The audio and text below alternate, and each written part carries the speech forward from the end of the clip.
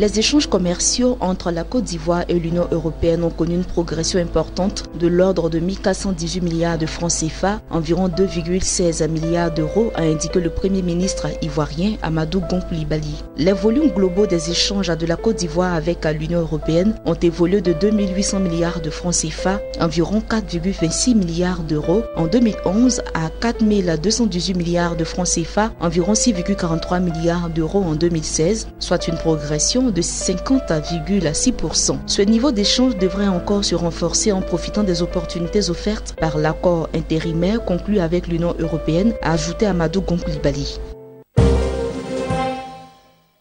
Le tarif de l'électricité en Côte d'Ivoire pourrait connaître une baisse. C'est ce qu'a annoncé le président de la République, Alassane Ouattara, lors de l'inauguration du barrage de Soubré. Le chef de l'État a relevé les retombées économiques de ce barrage qui va accroître la production d'électricité dans le pays de 275 MW de puissance supplémentaire, de quoi impacter le quotidien des Ivoiriens, notamment au niveau de la tarification appliquée présentement. Le président a par ailleurs souligné que la mise en œuvre de cette importante infrastructure va permettre de réduire le coût de l'électricité en Côte d'Ivoire. Il a noté surtout la maîtrise des coûts que cela va engendrer, sans compter l'impact sur les coûts de production. Avec ce nouveau barrage de Soubré, c'est 9% du coût de production par les centrales thermiques que la Côte d'Ivoire va économiser selon le chef de l'État. Ce coût qui revient excessivement cher et impacte à la tarification va passer de 69% à la production thermique à 60% dans les mois à venir. Un gain qui pourrait servir à alléger un tant soit peu les factures des consommateurs.